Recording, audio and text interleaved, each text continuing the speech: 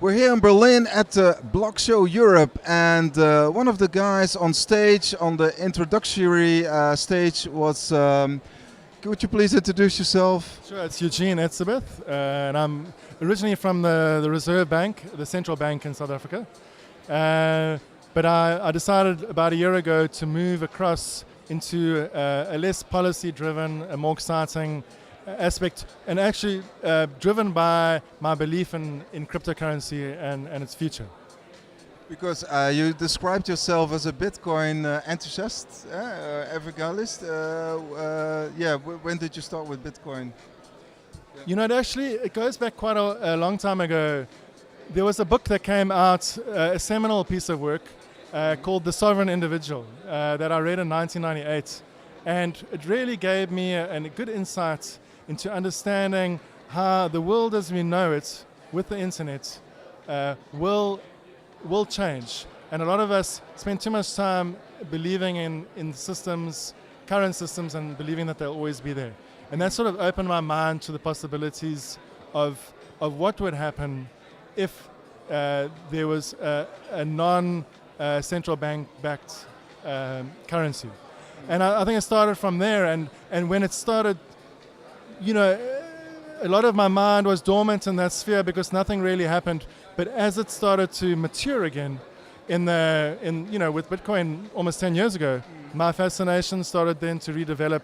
And as it happened, just by chance, I was working at a central bank, and I couldn't believe it that there I was in this ivory tower, and thinking about money completely different to the incumbents, and that really gave me a platform to start investigating crypto and to try influence some of those the minds that are in the central bank. Wow. So you were in the central bank. Actually, you were also the chair of the cryptocurrency track. But what happened then? I mean, you were very motivated to get these cryptocurrencies going on. What happened?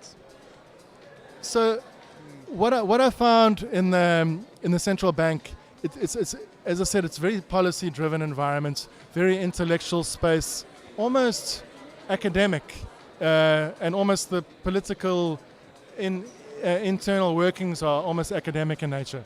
And so, because I was a technologist, I have economics background, and I'm probably closer sided with the libertarians than most, is that I was perfectly placed to say, let me be the bridge between, you know, that central banking world and what's happening out there in students' garages, and that was really motivating to me. That even though it was completely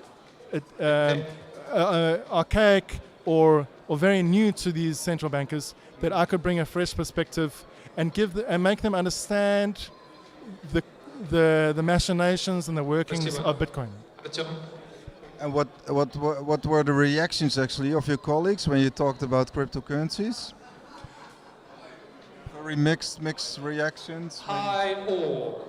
Just in 5 minutes. So we are starting. The reactions were varied.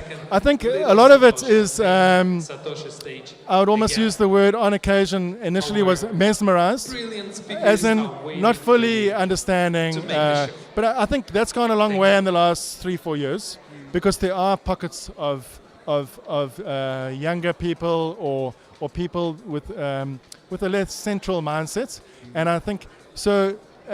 But trying to convince the people about a probabilistic system in a deterministic world is a very difficult task. It's a new economic model.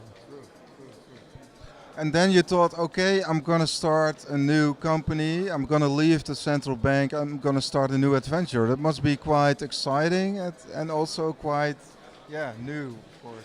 Yeah. So I was given the opportunity to run a payments business unit, and the thing that really brought me to it is that we run the clearing houses for 3 countries, and we have over 250 customers, mainly banks in Africa. And I thought we could use this as a good way that I could actually get my hands into into cryptography and cryptocurrencies, and start to provide offerings to central banks and banks. I must admit, the reception isn't as welcoming as I thought it was, because obviously the regulation in a lot of these countries isn't mature, and banks aren't quite ready to break their current business models. And what do you provide? Do you actually develop a crypto desk for these banks, or what do we have to think of? So I tackled it from a different area. First of all, I saw in our company we already had a lot of, probably at least a quarter of the company were already mining their own cryptocurrencies. So I said, let's make this a business venture, and we got some mining rigs together, and so from a company perspective we did that. Also started to look at relationships with existing companies that do cryptocurrency offerings across. I can't go into details because we didn't sign a partnership, but I mean I looked at a lot of deals where we could use our Pan-African banks to do high payment volumes, between banks, bypassing the SWIFT network. But I think underlying that, we've got an innovation area that I'm spending some time with, but it's still in a very burgeoning area, and that's looking at the Lightning Network as a second tier on top of any cryptocurrency, and we're quite excited for the possibilities that might bring. But we're still doing research and design, and because we are in a profit area, I can't rely on ICO or anything like that. But we're very excited about the potential. Just a few more questions. I mean, I got, for instance, family in Kenya, and they use M-Pesa. M-Pesa is actually their payment provider as well. It's fully owned by the state, but they pay the gasoline with it, the groceries, everything by phone. So how do you see the relation between those existing applications like M-Pesa and this crypto space? Well, that's fascinating, because we actually run the clearinghouse in Kenya, and we do a lot of work with the Kenya Banking Association. And I mean, the Kenya's Bankers Association came up with a competitive offering called Pesa Link, which is actually an instant payments framework. But I mean, that's all in the traditional sense. What the Pesa Link tries to do is to be more interoperable, becoming from the ground up, being, it's being driven by the central bank. But I think that's probably the downfall of M-Pesa, is that it's not interoperable. The on-ramps, a lot of people want to sell, once they get M-Pesa, then they move back into fiat quite quickly. So I think there's a lot of scope for cryptocurrency in a country like Kenya, especially now that they're so mobile. Yeah. Sounds good. And so actually, do you trade yourself, or some person? I mean, you were quite early with Bitcoin. Are you more a hodler or a trader? Definitely a hodler. So I'm not at all influenced, although I do get my dopamine hits daily from the price. But I'd rather wait. From all the reading I've done and the research and my own paradigm, is that there's a 20 to 50% chance of Bitcoin becoming an important asset or crypto asset. So I'm looking forward to that. But and trading, because I rather buy and hold. So that's my approach.